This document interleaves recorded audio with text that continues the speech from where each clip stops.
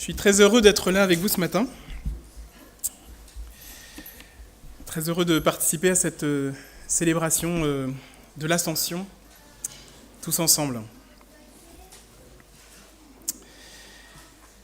Alors, que faisiez-vous jeudi dernier ? Pour ceux qui n'ont pas tout suivi, jeudi était un jour férié, hein, et c'était donc le jeudi de l'Ascension. Voilà. Alors, vous répondez chacun pour vous-même. Hein, voilà. En tout cas, moi j'ai constaté une chose, c'est qu'il n'y avait personne à l'église. On n'avait rien programmé de particulier pour cette célébration. Pourtant, c'est une fête chrétienne qui est coincée entre Pâques, qui a son lundi férié, Pentecôte, qui a son lundi férié, ou jour bleu, RTT, enfin tout ce que vous voudrez. Mais en tout cas, historiquement, il a été férié. Et coincé entre les deux, un jeudi comme ça, plic-ploc, on ne travaille pas. C'est pourtant, je pense, une fête qui mérite d'être célébrée. Et je vais vous faire une confidence, jeudi, je préparais la prédication, pas toute la journée quand même, hein. J'avais aussi du bricolage à faire, etc. Et ça m'a fait du bien de me replonger dans pourquoi l'ascension change tout. Et donc, j'ai envie de vous inviter à vous poser la question, qu'est-ce que ça change l'ascension finalement ? Alors, on pourrait se dire que Jésus qui monte au ciel, en fait, quelque part, les disciples lui disent au revoir. Que c'est triste, que c'est le constat que, en fait, il n'est plus physiquement présent avec eux sur terre. On pourrait presque en faire une fête de deuil de la présence de Jésus.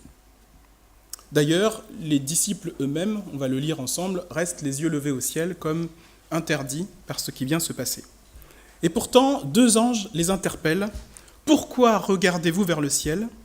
Alors ce n'est pas un reproche, c'est plutôt une invitation à comprendre que quelque chose d'incroyable, on pourrait dire aujourd'hui avec le langage moderne, un événement de rupture, s'est produit.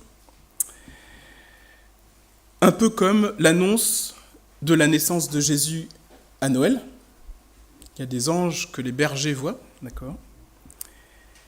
Et donc, non seulement ils leur disent « Pourquoi regardez-vous vers le ciel ?», mais aussi, ils les envoient à aller vers Jérusalem pour en vivre les conséquences.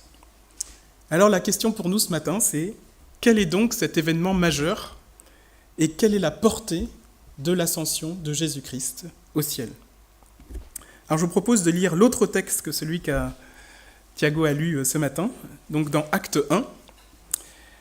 Cher Théophile, donc Acte 1, verset 1, voilà.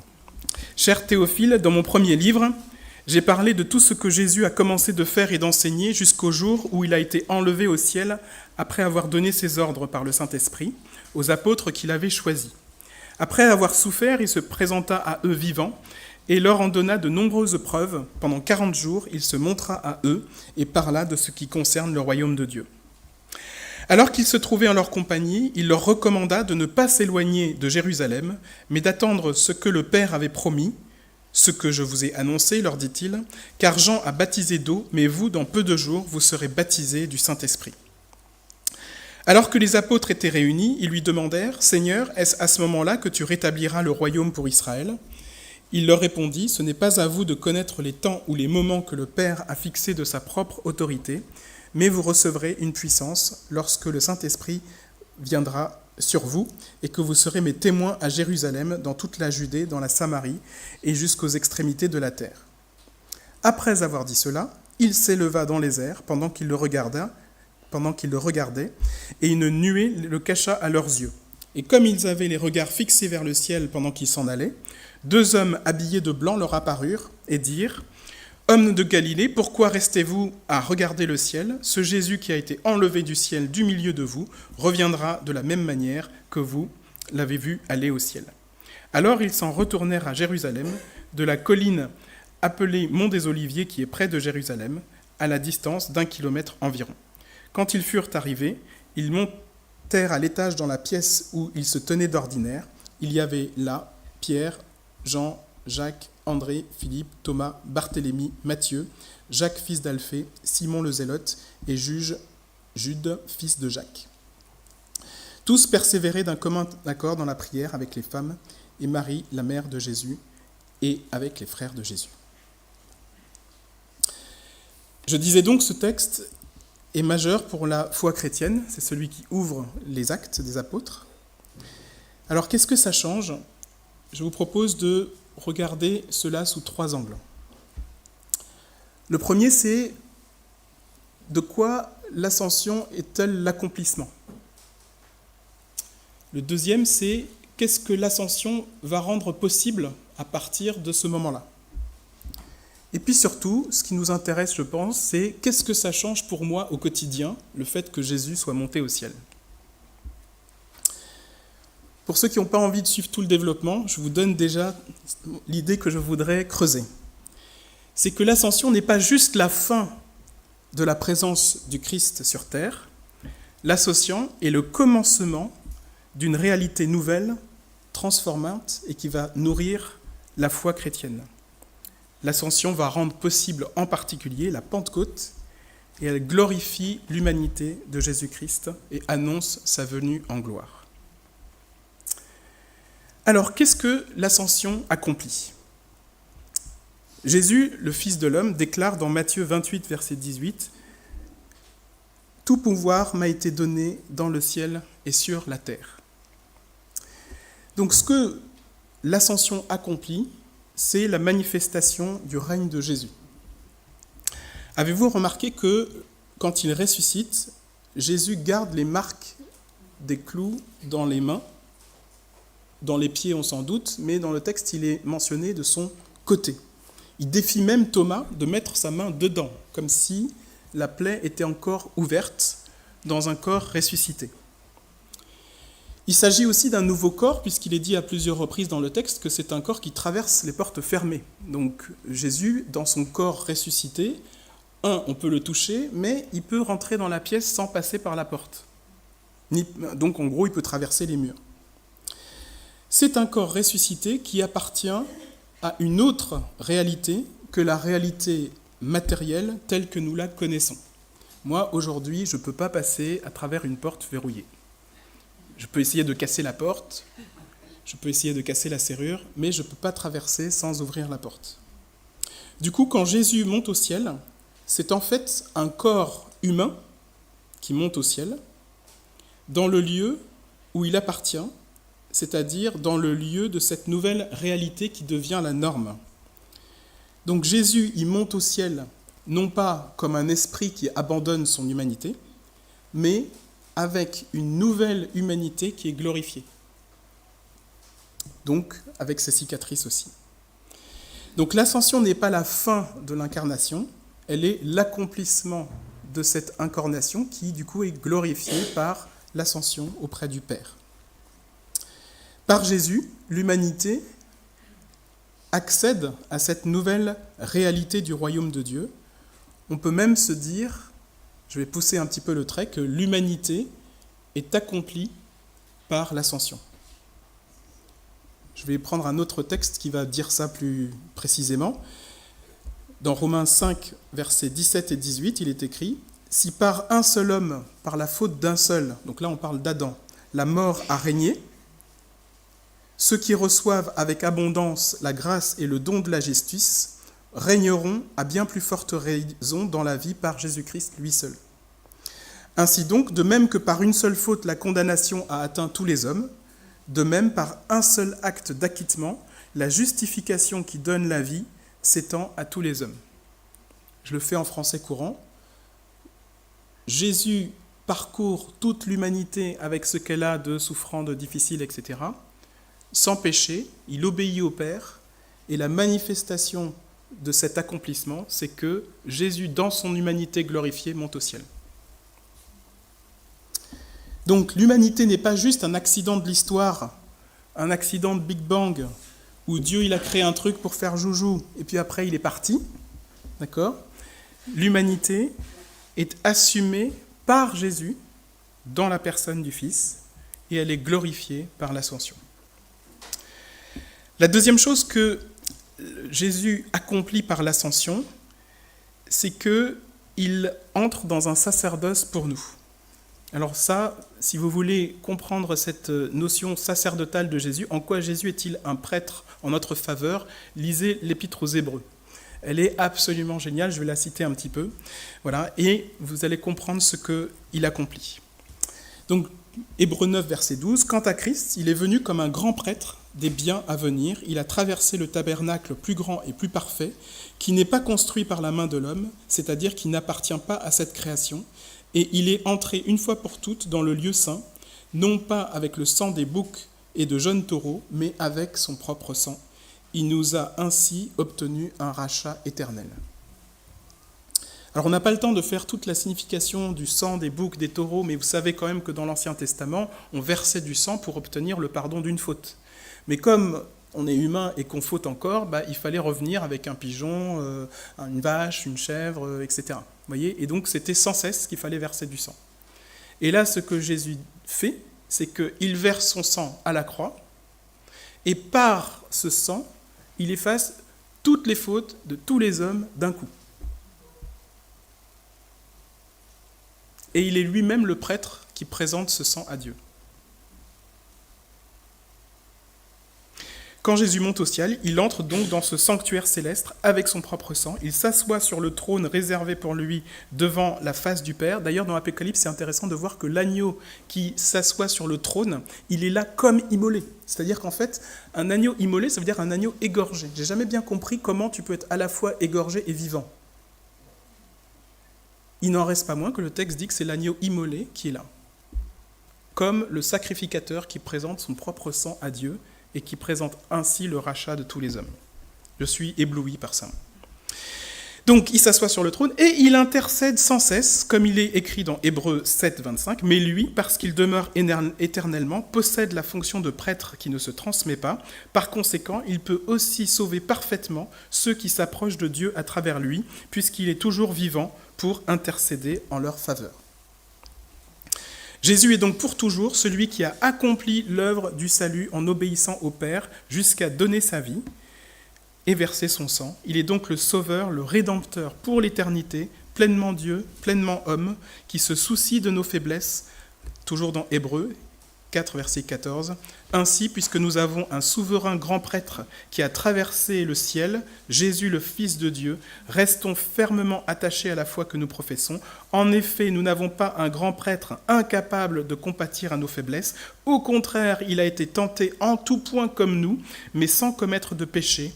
Approchons-nous donc avec assurance du trône de la grâce, afin d'obtenir compassion et de trouver grâce pour être secourus au moment opportun.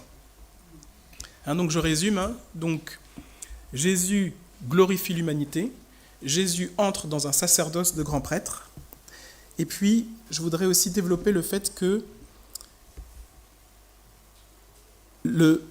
on entre dans un entre-deux qui est la victoire sur la mort et sur le péché de Jésus à la croix et la manifestation en gloire de Jésus-Christ au dernier jour. Donc, il crée l'ère dans laquelle nous sommes. D'accord ? Donc, dans le psaume 110, le premier verset dit « L'Éternel a déclaré à mon Seigneur, assieds-toi à ma droite, jusqu'à ce que j'ai fait de tes ennemis ton marchepied. » Vous voyez, ce psaume contient cette tension que je dis.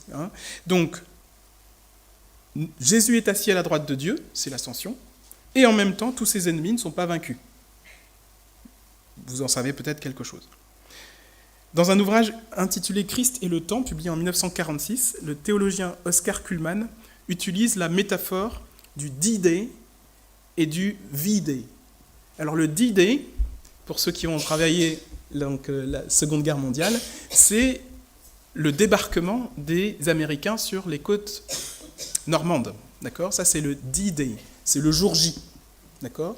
Donc, c'est un basculement de l'histoire qui va faire qu'on va arriver à la victoire sur l'Allemagne nazie et ses alliés. D'accord ?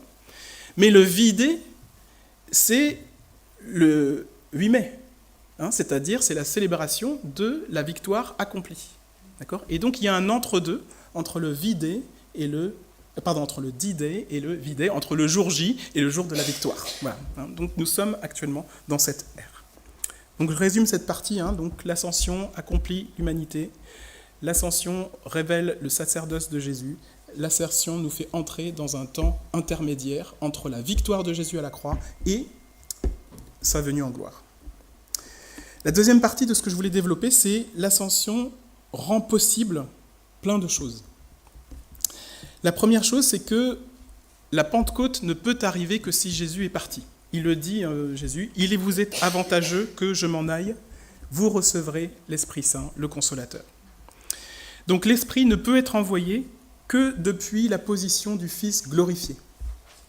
Dans Jean 7, versets 38-39, le dernier jour, le grand jour de la fête, Jésus debout s'écria, « Si quelqu'un a soif, qu'il vienne à moi et qu'il boive, celui qui croit en moi. Comme dit l'Écriture, des fleuves d'eau vive couleront de son sein. » Il parlait de l'Esprit que devaient recevoir ceux qui croiraient en lui. En effet, l'Esprit n'avait pas encore été donné parce que Jésus n'avait pas encore été glorifié. Donc l'Esprit Saint, c'est pas juste un consolateur, c'est pas juste un lot de consolation pour ceux qui pleurent parce que Jésus est parti quand il est monté au ciel.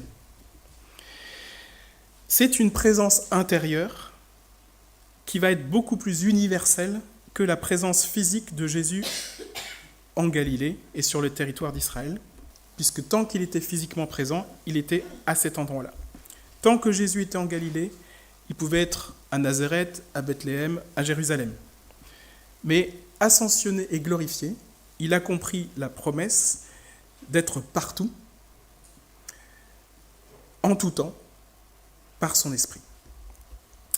Dans l'envoi des disciples, Matthieu 28, que vous connaissez par cœur, « Allez donc, faites de toutes les nations des disciples, baptisez-les au nom du Père, du Fils et du Saint-Esprit, et enseignez-leur à mettre en pratique tout ce que je vous ai prescrit. Et moi, je suis avec vous tous les jours, jusqu'à la fin du monde. » La deuxième chose que Jésus rend possible, en fait, c'est tout le champ de notre piété. La prière, par exemple, Jésus prie. La foi, Jésus croit. Et il croit parfaitement. Je vais citer à nouveau Hébreux 7, 25. Par conséquent, il peut aussi sauver parfaitement ceux qui s'approchent de Dieu à travers lui, puisqu'il est toujours vivant pour intercéder en leur faveur.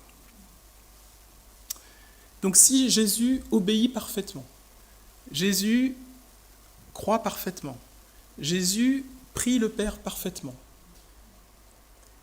qu'est-ce qu'il me reste à faire ?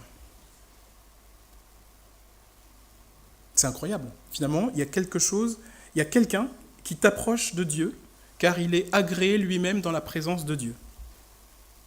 Il y a quelqu'un à travers qui tu peux t'approcher de Dieu, car l'amour du Père, manifesté en Jésus-Christ, dépasse ton péché. Il y a quelqu'un qui est toujours vivant, car mort et ressuscité, et il est monté au ciel. Il y a quelqu'un qui intercède pour toi, car sa prière est que tu sois sauvé parfaitement. Il y a quelqu'un qui te sauve parfaitement, et c'est Jésus. Alors du coup, je vais pousser un peu le bouchon, parce que finalement, il y a des théologiens qui ont dit « Si Christ intercède parfaitement pour moi, à quoi bon prier ? Si quelqu'un me sauve parfaitement, quel effort ai-je à faire ? Si sa prière et sa foi sont parfaites, à quoi donc sert ma foi ? » C'est une tension que Thomas Torrance, un grand théologien écossais du XXe siècle, a exprimée avec précision dans un ouvrage qui s'appelle « The Mediation of Christ », donc la médiation du Christ. Ce qu'il dit, c'est que Jésus-Christ offre au Père, en effet, une piété parfaite, une foi parfaite, une obéissance parfaite, une adoration parfaite, une louange parfaite, une repentance parfaite, et il le fait en notre nom à chacun. Cependant, il ne nous confisque pas la prière. Il ne le fait pas à notre place en disant « Toi, tu restes là où tu es, je te sauve, c'est mon boulot. » D'accord ? Il nous entraîne avec lui dans sa prière. Imaginez un enfant à qui son parent, son père ou sa mère lui apprend à marcher. Il ne marche pas à sa place. D'accord ? Il va le tenir par les bras, par les épaules, par tout ce que vous voudrez, etc. Et il va le faire marcher avec lui. Donc, le parent marche, mais l'enfant marche aussi, quand bien même il est dans l'apprentissage de cette marche. Et bien pour la piété, c'est pareil. C'est-à-dire que Jésus a tout accompli parfaitement. Il n'y a rien que vous puissiez faire de pieux qui ajoutera quoi que ce soit à l'excellence parfaite du salut que Jésus a obtenu pour vous. Cependant, il vous entraîne dans la présence de Dieu par sa prière, et il vous entraîne par son obéissance, et il vous entraîne même dans sa capacité à se repentir, dans la capacité à se repentir, et à chercher d'être de plus en plus conforme à l'image de son Fils, comme c'est écrit dans le livre des Romains.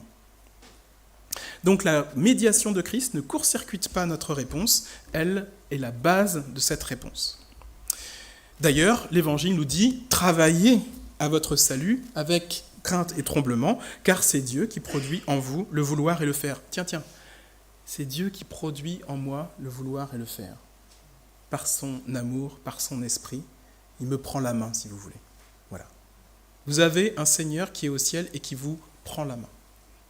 Et vous demande juste de marcher avec lui.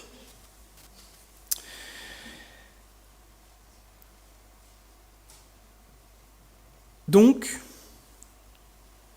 il y a un nous, chacun de nous est invité à avancer, chacun de nous est invité à rentrer dans ce mouvement. Ce n'est pas parce que Jésus a tout accompli que nous n'avons rien à faire. Au contraire, c'est parce qu'il a tout accompli que nous voulons marcher à sa suite. Je voudrais arriver maintenant à qu'est-ce que l'ascension change dans la vie quotidienne. Le verset qui va fonder cette partie-là, c'est Colossiens 3, verset 3. « Votre vie est cachée avec Christ en Dieu. » Alors, que ce soit Colossiens 3 ou Éphésiens 2, 6, on a cette certitude. Le croyant est déjà assis dans les lieux célestes avec Christ. Alors, ça veut dire quoi ? Ça veut dire qu'on a les pieds sur terre, mais que notre identité, notre valeur est déjà dans le ciel avec Christ. Ce n'est pas une fuite du monde. Vous travaillez, vous avez des activités, vous interagissez avec... C'est une double citoyenneté.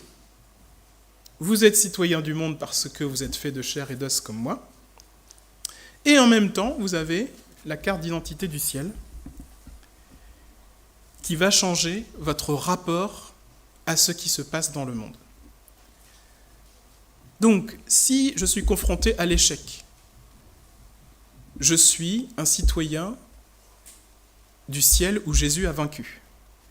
Si je suis confronté à la mort, je suis un citoyen du ciel où Jésus a vaincu la mort. Si je suis confronté au regard des autres, je suis un citoyen du ciel dont la valeur est le prix que Jésus a payé pour ma rançon, c'est-à-dire son propre sang.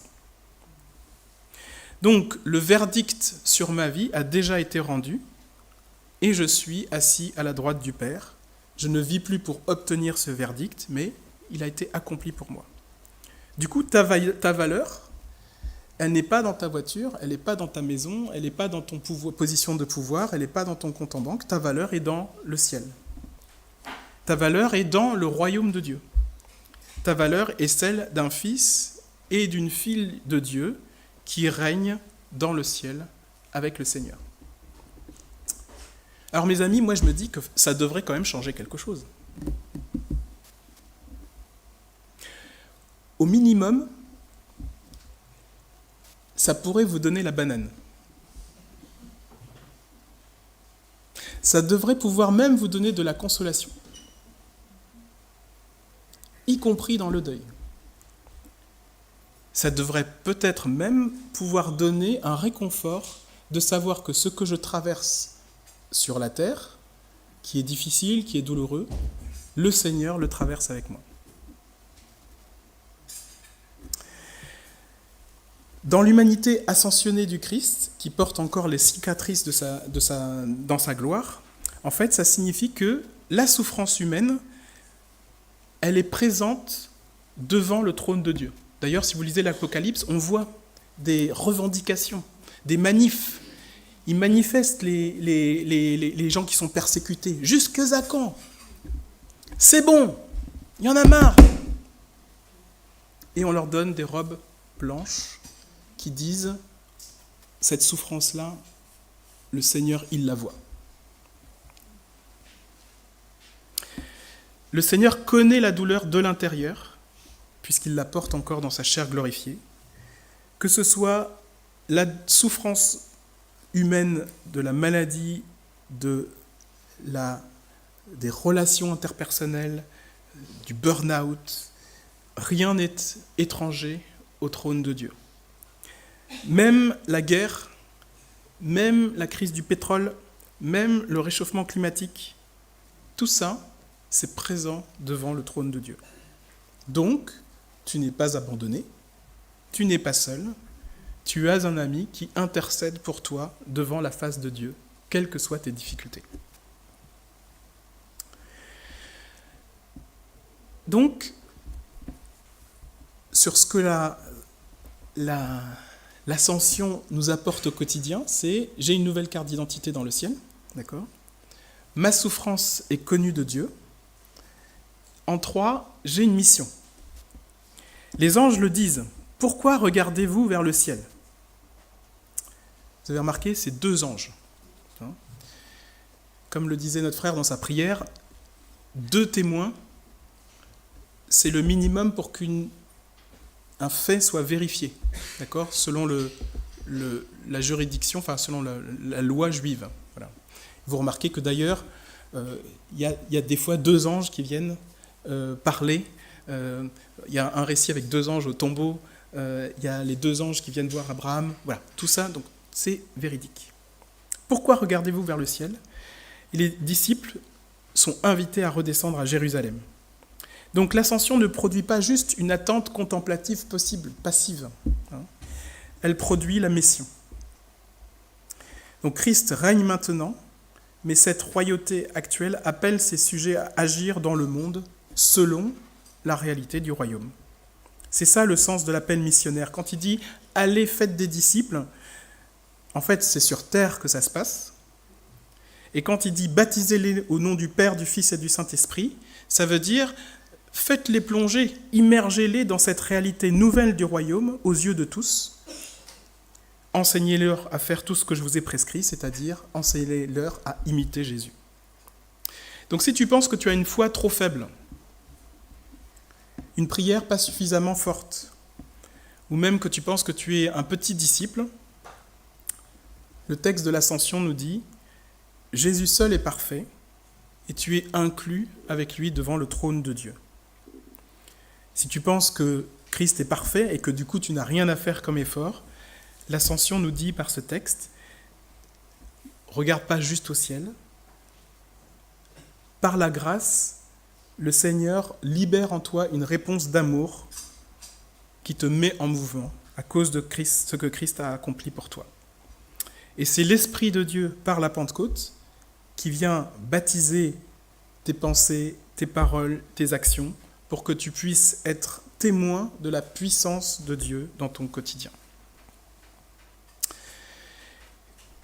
2 autres choses avant de conclure. Il y a quelque chose qui m'a interpellé dans ce texte, c'est que, alors accrochez-vous 2 secondes, mais si Jésus est pleinement homme et pleinement Dieu, et que Jésus est dans la Trinité, avec le Père, le Fils et le Saint-Esprit, ça veut dire que l'humanité de Jésus-Christ participe à la Trinité. Alors je ne suis pas en train de faire une Trinité à 4, d'accord ? Mais je suis en train juste de dire que il y a quelque chose de divin qui rentre en nous, il y a quelque chose d'humain qui rentre en Dieu. Alors c'est cohérent avec Jean 17. Jean 17, 20, il dit « Je ne te prie pas pour eux seulement, mais encore pour ceux qui croiront en moi à travers leurs paroles, afin que tous soient un comme toi, le Père, tu es en moi, et comme je suis en toi, afin que eux aussi soient un en nous, pour que le monde croie que tu m'as envoyé. » Jean, c'est comme ça, il faut lire plusieurs fois pour rentrer dans le truc. Hein. D'accord, voilà. Donc, si tous soient un comme toi, le Père, tu es en moi, donc là, c'est vraiment l'unité des croyants entre eux. D'accord, donc qui croient en Jésus, donc ils sont, comme je disais tout à l'heure, portés devant le trône de Dieu lors de l'ascension. D'accord. Mais surtout, afin qu'ils soient un en nous, donc quand Jésus dit nous, c'est un en nous, Père, Fils et Saint-Esprit. Vous voyez, voilà. Donc l'ascension est le moment où cette prière du Christ commence à s'accomplir visiblement. Il monte vers le Père pour ouvrir un chemin, non pas pour s'éloigner, c'est pas Dieu qui retourne à lui-même et nous abandonne, mais il nous emmène avec lui. Et puis la dernière chose, c'est il reviendra de même. Donc ce que ça produit en nous au quotidien, c'est que en principe, vous tous qui êtes là, vous croyez que Jésus revient en gloire un jour du calendrier. Alors c'est dur à tenir ça, hein, parce que on est quand même 2000 et quelques années après, et il n'est toujours pas revenu en gloire. Mais, on va le célébrer dans la scène, nous proclamons qu'il revient en gloire. Sinon, ce n'est pas la foi chrétienne.